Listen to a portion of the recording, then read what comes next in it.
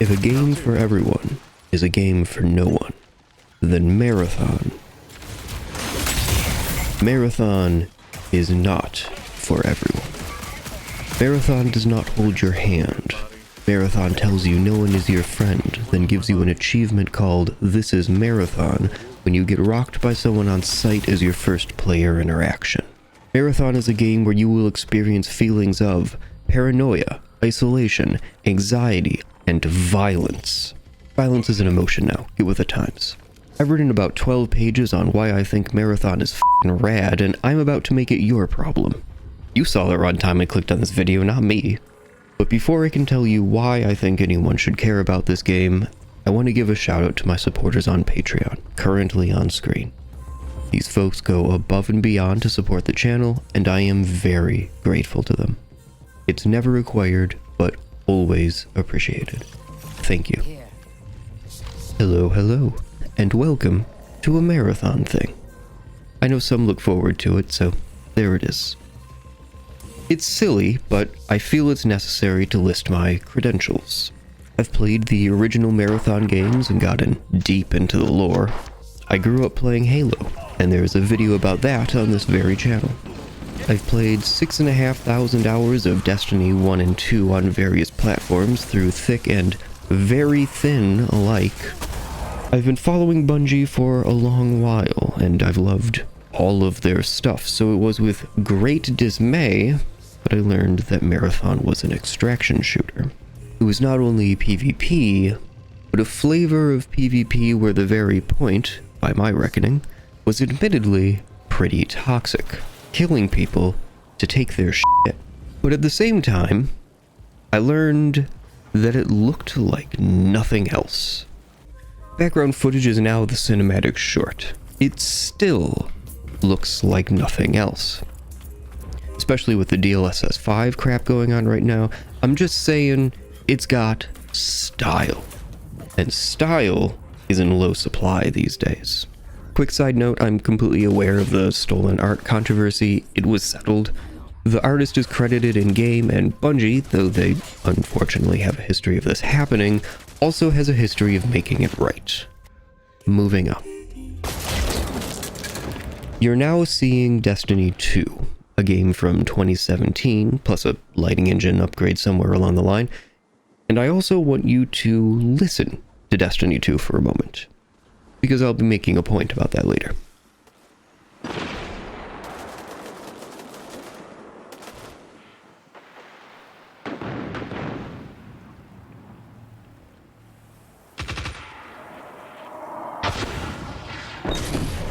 Bungie games are gorgeous on art direction and asset quality rather than sheer technical prowess. The sound design is always stunning, the music is excellent, the color palettes are gorgeous. I wanted to drink the aesthetics of Marathon, to douse myself in it. A phrase I used often was, I want to shove it into my eyeballs. So, spoiler, I love the way it looks. But okay, graphics and art direction aren't everything. It all takes a backseat to gameplay after the first several hundred hours, right? Well, the gameplay isn't something I need to worry about with Bungie games, is it?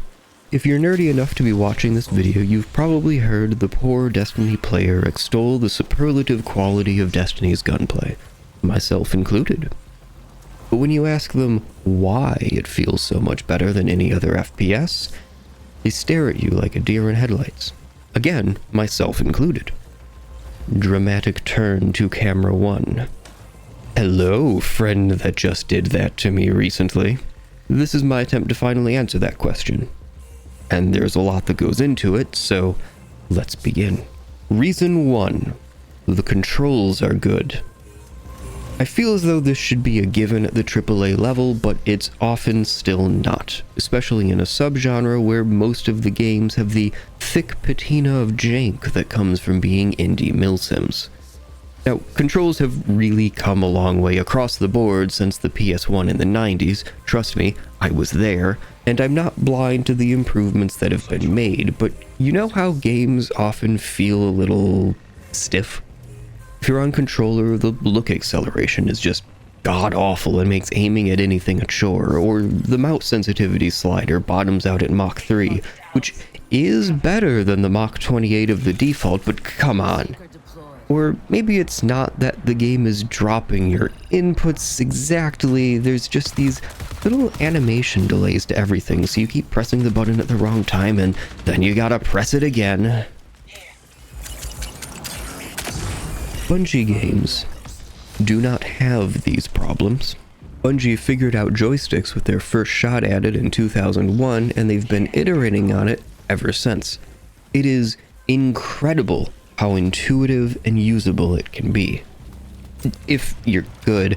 I'm super rusty on controller now. It's bad, but that's a me thing. That's not the game's fault.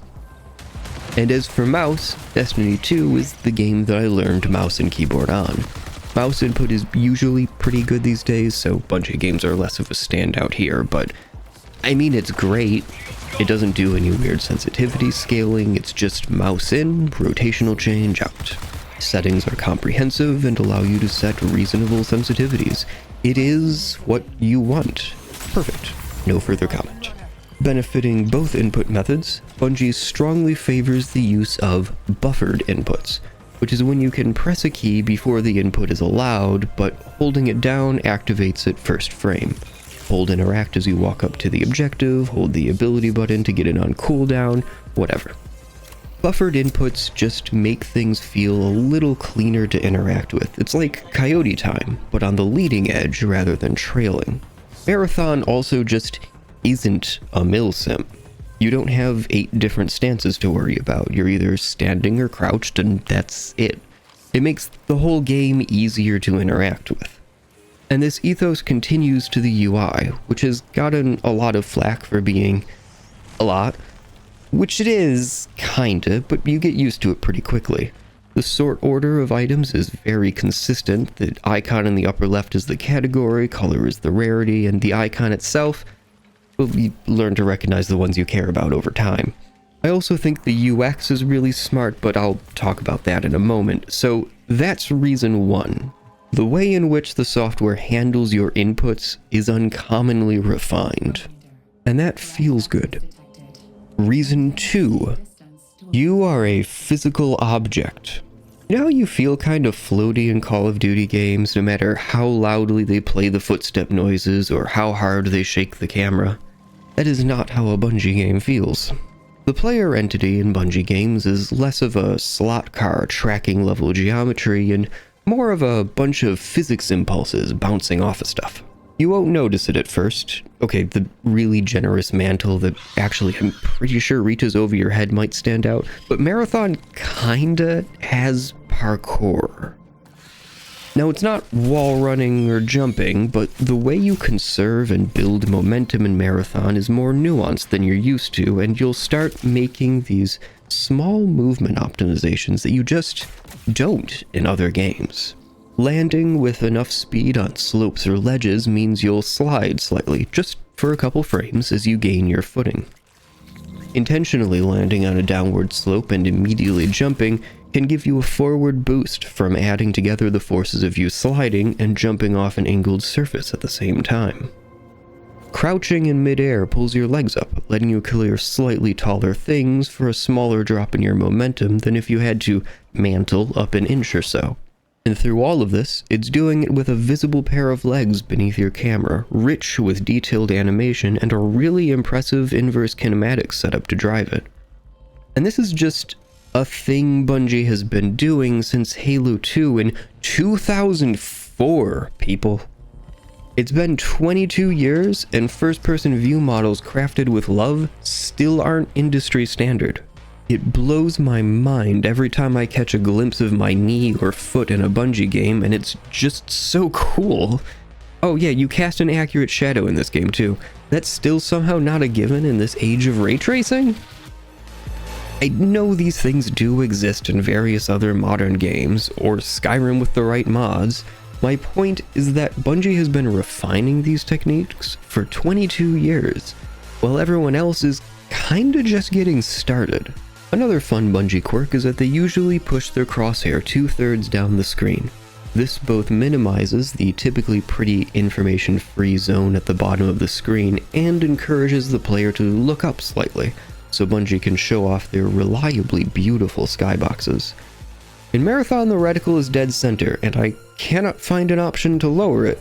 Unless I'm blind, in which case, please let me know where that is in the comments. Thanks!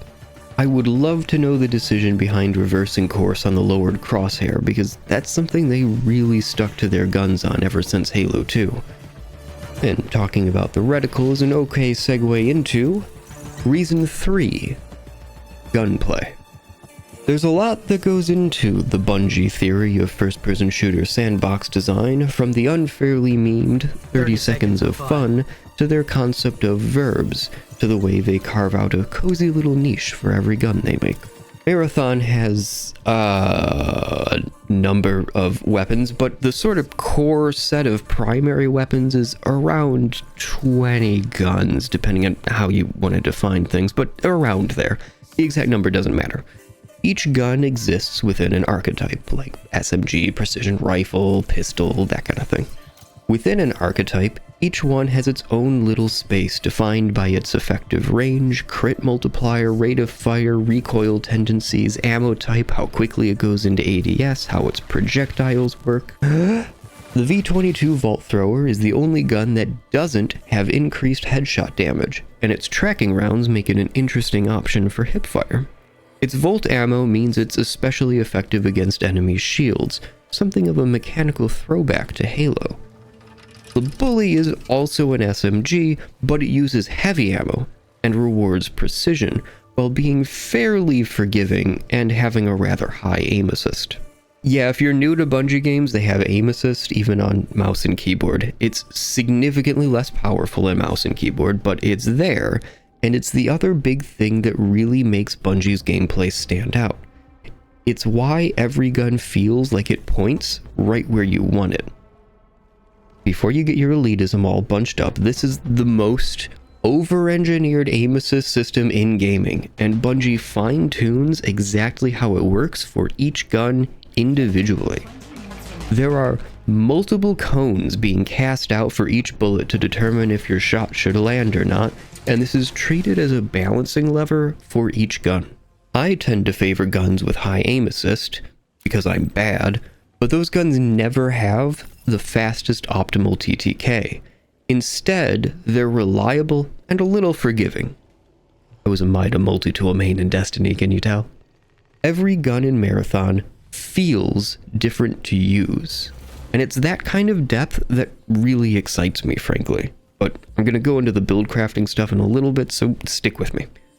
I get the impression a lot of Marathon players don't know the aim assist is a thing yet, and it's going to be really interesting to watch them figure it out.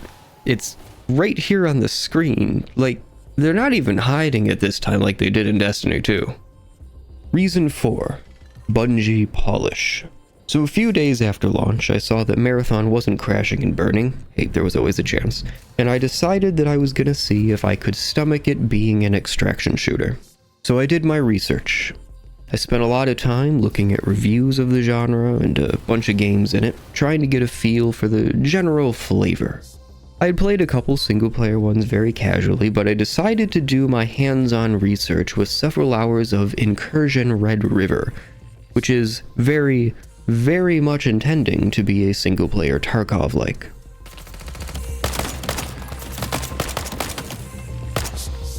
Not a review, but I think it's interesting, and I'm looking forward to following its continued development. When I then moved to Marathon, the thing that stood out to me the most was how much less menu friction there was. Many actions are performed with a simple click or control click with really smart automation. If I click my vault stack of 30-volt batteries, it places one inventory stack of 3 into my loadout. If I have an incomplete stack in my inventory, it'll top it off.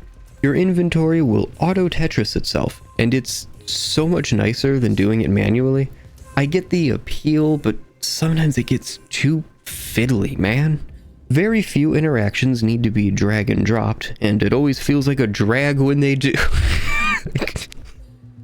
I'm sorry, I couldn't help myself, but it's true! I'm unclear on the exact mechanics of this, but sometimes you will auto-loot healing items out in the open by looking at them. I think it's when you have an incomplete stack, and it's a great feature. When you hover over a resource that you need for something, it tells you where it spawns in a tooltip. Not all extraction shooters do this. You gotta tab out and look it up on a wiki or forum threads or wherever. And I know my first video on this channel was, in part, arguing that this kind of knowledge sharing is good for a gaming community. What is this hypocrisy? Oh, don't worry, you'll still be looking stuff up. I'll get to the map design in a bit. Menu interactions are consistent. Destructive actions like dropping or selling gear is a held key press. Same key, by the way. While non-destructive actions like moving stacks around is just a click. I do wish all available options were listed on the right-click menu, but I honestly never have to use it anyway. All of these little quality of life interactions and user experience niceties are not a given in a genre that's largely defined by cantankerous indie milsims, and the level of polish here really stands out from the crowd. But it's not polished to a mere sheen, there's still edge here. The excitement and anxious stress of looting is still present and in full effect. It's just a little lower APM. And as a non-StarCraft pro, I appreciate that. Which is a good way to start getting into what makes Marathon unique in the genre. Not just it feels good, but what it's doing to earn its keep, so to speak. If you've played a Bungie game before, Marathon has a familiar shape, though it plays very differently. For the uninitiated, you have 2 guns and a knife, with offhand grenades and melee. Pressing reload is magic mags from a literal pool of loose bullets in your backpack. Stances are crouch, standing, sprinting, and sliding if you feel like those count, and your base movement speed is kinda slow. I think? I mean, I'm comparing against like Quake and Doom because I'm weird, but it might actually be faster than Battlefield 6 as a random example now that I'm thinking about it. I don't know, man, it's slow, and that makes cover and your proximity to it really important. However, you also have high mobility. Your speed just comes in bursts that must be used tactically to reposition in fights. Mini shells, that's the different classes you can play as, have explicit movement tech of some variety through their abilities, and all shells have access to sprinting and sliding. All of these actions build heat, analogous to stamina in most other games, except heat has a twist. It's affected by the environment. Crouching speeds up how fast you cool down, rain or being in water reduces how quickly it builds. Keep in mind that running in water is a lot louder. Shells have abilities and traits. Traits are passive or passive-ish features, like Assassin automatically cloaking when they enter any smoke, or Destroyer having an alternate, faster sprint. Abilities are active abilities and have cooldowns on the HUD. The flashiest are... you know what, who cares what the right name is? They're ults. These are things like Recon's ping, Destroyer's shoulder missiles, and Triage's instant res. The cooldowns on these are long, and they are much less powerful than Destiny's supers. They're tactical tools, like everything else in a runner's kit. Next to the shell, the guns you pick are probably the next most important parts of your loadout, and you'll want to choose wisely to cover the best ranges for where you're operating. You'll also have to choose how you're going to handle space in your inventory for ammo, healing items, any grenades you might have, and keep in mind that the more you bring in, the less room you'll have for loot. Your other equipment can also offer a range of bonuses: backpacks that reload stowed guns, cores that tweak how your abilities function, augmentations that trigger cooldowns on certain actions. All that kind of stuff is in here too. And as you climb the gear tiers, these perks become more impactful until you start building around them as core elements of your playstyle. There is genuine build crafting to be had in Marathon. But you will not live forever in the ruins of the colony on Tau Ceti 4, so let's get to talking about death. Time to kill is fairly short, but long enough that you can usually get into cover or respond in some way. Optimal time to kill ranges across the sandbox from slightly under a second to a little over, depending on shield strength, but actually achieving optimal time to kill is another matter. Engagements in Marathon tend to happen rather a lot further out than in most games, so landing all headshots in the opening moments of a fight is actually pretty uncommon. I'd estimate the average time to kill is closer to 1.5 seconds, if not a little higher, though lethality significantly increases in close quarters, where shotguns are a potent threat. Which is why the most important skill to develop isn't your menuing or even your twitch reflexes, it's map knowledge. When the bullets start flying, it is your knowledge of the map and your mastery of the mobility tools at your disposal that determine the victor. When fights break out, there's an initial volley of fire before everyone retreats back into cover and starts to reposition. It's not uncommon for two teams to circle around each other for several minutes while tracking each other with footsteps, with verticality and a staggering number of routes around POIs, making things interesting. Do you know a flanking route? How about a vent or a way onto the roof? Does breaking a window change your options? All else fails, how can you bounce a grenade to smoke them out? Each time you engage and fall back to heal, the battlefield changes, and it's map knowledge that can turn the tide. Thankfully, the map design is impeccable even outside of direct PvP combat as well, and map knowledge that helps you get in and out of mission locations quickly and with minimal noise is a blessing. You feel acutely vulnerable in Marathon. Most of what you do in Marathon is you against the environment rather than other players directly, but the low-level anxiety that you are being hunted and everything you do makes noise is always in the back of your mind. See, I said I was going to come back to the sound design. PvE enemies aren't a total pushover, but the real threat they pose is that dealing with them makes noise, and noise can attract other players, like boys to my milkshake. Everything in Marathon makes a sound, and all of those sounds are identifiable. With enough map knowledge, you can know what events are being activated around the map, and more importantly, where players are. Once you get closer, it's all about tracking footsteps and trying to outmaneuver each other. Going loud is a choice.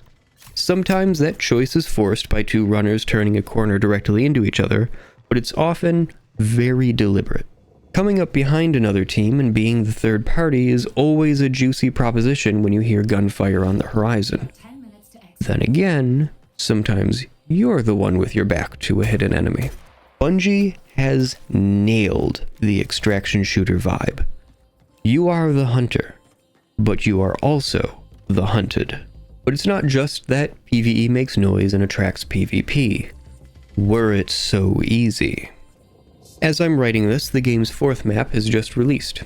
Unlike the other 3, it does not allow solos, and everything in it is a puzzle, even extraction. Now, I'm not going to spoil it if you want to go in blind. Yeah, that's how I'm treating it. But it's sort of like playing an extraction shooter in an escape room. You'll need to find keycards, security clearances, and authorization codes, all wrapped around each other like nesting dolls. Bungie has made a raid in an extraction shooter, and it is a glorious meat grinder. Now, this map is by far the most extreme version of these ideas, but each of the 3 planet-side levels also have a bunch of these little secrets. Doors to unlock, bosses to find, protocols to activate, that kind of thing. And triggering these events is where the best gear is. Clicking heads is good, knowing your kit is great, but map knowledge is sublime. How to get places without attracting attention, how to clear places efficiently, how to get in and out. And it's probably worth explaining why you'd care about going to specific places on a map, and the core of it is the game's meta progression. Through a run, as you loot locations and players, I have faith in you, go get him, Tiger, you'll slowly upgrade your kit, and you lose everything on your body when you get eliminated. It can be a crushing blow. But Marathon has a number of systems at play that help to soften it, somewhat.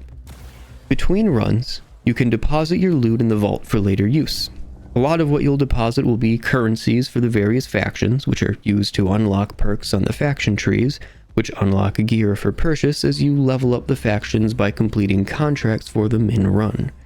These contracts will send you to a point of interest on the map to scan a terminal or whatever, and they serve to push players into conflict as they traverse through the maps. As you level up your factions and unlock their wares in the armory, the floor of how far you can fall down the gear tiers rises, helping to allay some gear fear. Contracts don't always require an extraction, and extracting with just some unstable alloy in your pocket can get you closer to unlocking a new perk. Despite how hardcore and actually pretty cutthroat Marathon is, making progress doesn't require that you always slay out. And as someone who's bad, I really appreciate that. And if you should manage to fall all the way to rock bottom, run Rook, a special shell that loads solo into trios lobbies with a very basic kit determined by your faction levels, loot, and profit. But maybe you, like me, love the original Marathon games and long for that depth of storytelling. Well, I'm happy to report that Marathon 2026 is a Marathon game. Bungie is well known for their unreliable narrators and immersive storytelling, and Marathon is no different. From the moment you launch a Marathon, the narrative game is afoot. The first half of the intro cutscene fills you in on the backstory through audio clipped from news stories. After a great deal of politicking between now and 2472, the United Earth Space Council, Earth's interplanetary government body, launches humanity's first interstellar colony ship, the Marathon, toward Tau Ceti 4. 300 years later, shortly after its arrival, contact was lost. Nearly 100 years later, a cryptic message is received. Somewhere in the heavens, they are waiting. The opening cutscene then initiates defragmentation protocol, speaking directly to you in a series of assertions while your consciousness exists in a liminal space between inhabiting disposable bodies. And I want to call out how the AI that's overseeing this process speaks to you in a series of explicit assertions. Assert. Subject is a runner, a disconnected consciousness inhabiting a biocybernetic shell. Assert. Subject psyche is preserved outside their body in the event of shell death. Assert. Runners arrived in the Tau Ceti system after the investigation of a distress signal from lost colony ship, the UESC Marathon. Assert. Runners are mercenaries, hired to salvage from the ruins of the human colony on Tau Ceti 4. Now, I think it's fair to question the truthiness of those assertions, and we could have the whole talk about the dystopian future being painted here, but I especially want to point out the similarity to how the LLMs of today get a global pre-prompt that's actually not that dissimilar than a list of assertions telling it what it is and how to behave. We aren't even in-game yet, and Marathon is already asking what makes a person and what it means to be immortal. Then follows through with ideological factions, a hostile government that's definitely hiding something, a codex full of reasons to trust no one, and an AI in your ear that tells you things like, assert, you will be forgotten. Assert, you take relief in that realization. Or perhaps you would prefer, reminder, the screams of the settlers no longer echo here. You cannot possibly still hear them. Thanks, Oni. Hadn't heard any screams yet, but now I'm thinking maybe I should be? What the I've been finding Marathon's lore with its themes of repeated cycles is perhaps an excellent match for an extraction shooter. And perhaps returning to Marathon as an IP is the perfect way for Bungie's newest iteration on the Bungie Paramyth. Oh yeah, I'm going full crackpot deep lore theory over here, and I'm very excited to see what happens going forward. So Marathon is a great game, firing on all cylinders and hitting all bases.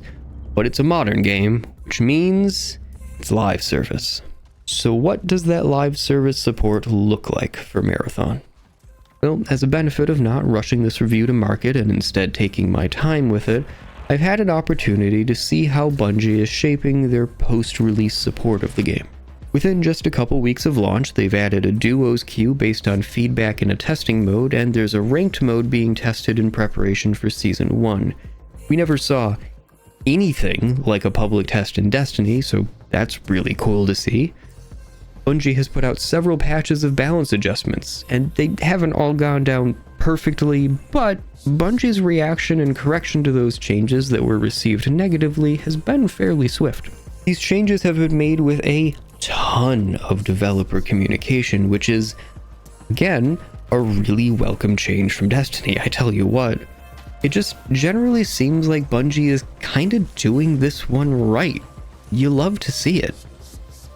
As best I can tell, Bungie is putting their all into Marathon, and I think it's showing in player retention. Yeah, I gotta talk about it. We live in hell. Using Steam numbers, because they're the only ones we've got, Marathon has lost roughly 40% of its players from release day peak, which I think is a little disingenuous. Comparing against launch weekend, it's down 30% after over 2 weeks. That's great. That's very healthy retention. For reference, this is what Highguard, an actual failed game, looked like. Oh, SteamDB has a comparison tool where you can align the release dates. How helpful! Not to drag Highguard through the mud, but what happened is fact. So Marathon is not a game for everyone. It was never trying to be, with its bold art direction and ludicrously convoluted lore that plays with transhumanism and the definition of consciousness. It's cyberpunk in a literary, not just aesthetic sense. There's a certain type of person such a philosophical paranoia simulator will appeal to, and I count myself among them. Those that brave Tau Ceti 4 will find an impressively deep sandbox to explore and master in a high-stakes environment where everything has a cost and a risk. It is intoxicating in its delivery of that experience, and I cannot recommend it enough to those that are still interested after however long this video has ended up being. Because we're at the end of the video! There's links to Discord, Blue Sky, etc. down in the description. Drop a like, leave a comment, you know how YouTube works. But at the end of the day, thank you very much for stopping by and lending me your ear, and, as always, have a great one.